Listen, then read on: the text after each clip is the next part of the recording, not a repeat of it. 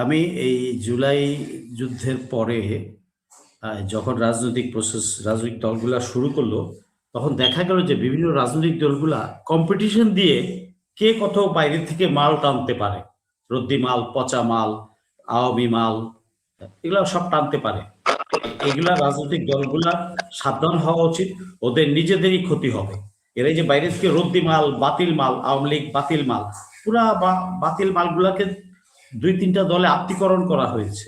Even নতুন সৃষ্টি হয়েছে এনসিপি। এনসিপির মধ্যে জুলাই যোদ্ধা আমার মনে হয় না 20%-এর বেশি আছে। বাকি 8% সব ডান বাম থেকে আউল ফাউল গুলা এবং বালের BAL বাল, বাল বললে আবার গালি মনে করেন না, BAL বাল, এটাকে বালি বলি আর বালি বলবো কিয়ামত। এদেরকে আত্মীকরণ করা হয়েছে। ওয়াই?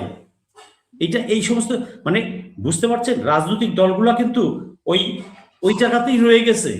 তারা কিন্তু এই যে এত বড় একটা বিপ্লব হয়ে গেল নতুন বন্দোবস্তের বাংলাদেশে, তাদের কালচারটাও চেঞ্জ করতে হবে। তাদের রাজনৈতিক চর্চা, ধারা, নিয়ম কানুন সবকিছু নতুন বন্দোবস্তে যে খাপ খাওয়াবে, সেই অ্যাডজাস্টমেন্টের জন্য যা যা কিছু করা প্রয়োজন সেটা কিন্তু তারা করছে না। তাদের ঘুম ভাঙছে না। যখন বাড়ি আরেকবার খাবে, 5ই আগস্টে ইনকমপ্লিট ছিল, থেমে গিয়েছিল। 5ই আগস্ট থেকে 8ই আগস্ট যে কাজটা ইনকমপ্লিটেড রয়ে গেছে, নেক্সট টাইম যদি আবার জেগে উঠতে হয়, মাঠে নামতে হয়, আমি 100% অ্যাসুরেন্স দিয়ে বলছি, that will be completed with 10% interest. Take it for sure, and I will be on the ground. Allah যদি আমাকে বাঁচায় রাখে। ও ভালো কথা, ওই যে শোনা গেল যে এই হাদি তো 1 নাম্বার, এরকম 100 জনের নাকি একটা তালিকা করেছে। না, আমরা 50 জন শুনি, 100 জন শুনি, 150 জন শুনি। 50-এর আগেই আমি শুনেছি, তাদের আছে 50-এর আগেই শুনেছি। পরে 1:30-2টার দিকে আমাকে ফোন করে একজন জানাইছে যে ব্রাদার, একটা জিনিস আপনি তো মাঠে বেশি লাফালাফি করতেছেন, আপনার নামটাও কিন্তু আছে। তাহলে আলহামদুলিল্লাহ। তারেক সিদ্দিকী 18 সালে ঘোষণা দিয়েছিল আমাকে মেরে ফেলার জন্য, তখন তো আল্লাহ বাঁচায় রাখছে। তো আলহামদুলিল্লাহ, আমি রাইট পথে থেকে যদি আমার মৃত্যু আসে, আলহামদুলিল্লাহ, আল্লাহ আমাকে কবুল করছেন। আমি 64 শেষ করে 65-তে পড়তে যাচ্ছি।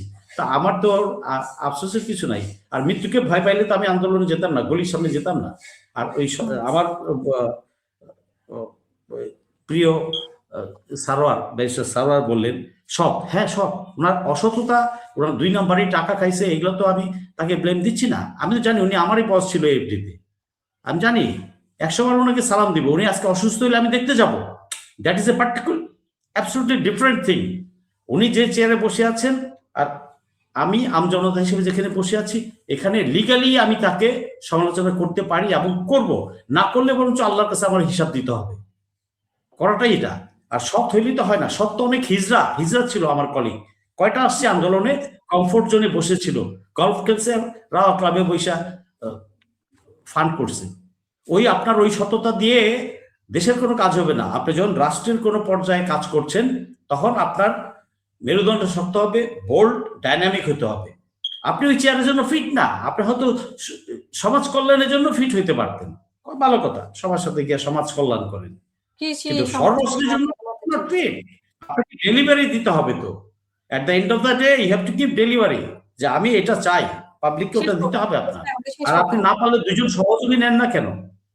তো এগুলো কিছু ধোপে টিকবে না। আর আইন, এই যে আইন বিভাগ যে কি জিনিস, এটা তো এক ডিস্ট্রিক্ট জাজকে বলছিলাম, রিটায়ার্ড, যে ভাই, মানুষ ওই নারায়ণগঞ্জে যায় না দেহের জ্বালা মিটাইতে? এক সময় ছিল তো মানুষ ওই পট্টির চেয়েও খারাপ বলে আপনাদের ওই বিভাগকে। উনি বিছনা থেকে হসপিটালে ছিল, ওইটা ভাই ভাই ভাই ফেরদৌস ভাই আর বললেন না, অনেকগুলো উদাহরণ দিলেন যে এই হয়, জাজরা এই করে। তো কি বলবো, কাগজ কলমে স্বাধীন হইলেই বিচার বিভাগ স্বাধীন হবে না, বরঞ্চ আরো মানে স্বেচ্ছাচারী তৈরি হবে, ওখানে বিচার আরো কোটিতে বিক্রি হবে। এখন যখন ঘুষ ডাবল হয়ে গেছে, চান্দা ডাবল হয়ে গেছে, তখন ওই পাড়ায় আদালত পাড়ায় বারান্দাতে হাইটে গেলে পয়সা দিতে হয়। সাংবাদিক ভাই একদিন আমার সাথে চলেন, বারান্দাতে হাইটে গেলেও এই দপ্তরি ধরে, ও ধরে পেশকার মুস্কার সব ধরে, সবাই ধরে। দেশটা ঠিক করতে হবে। আপনি বিচার বিভাগ হন, আর বিচারপতি হইলে বললেন কন্টেম্প্ট অফ কোর্ট, কি কন্টেম্প্ট অফ কোর্ট, রাখতে পারটা কন্টেম্প্ট অফ কোর্ট। জনগণ যে রায় দিবে সেটাই রায় হবে। কুষ্টি কিলাই কন্টেম্প্ট অফ কোর্ট।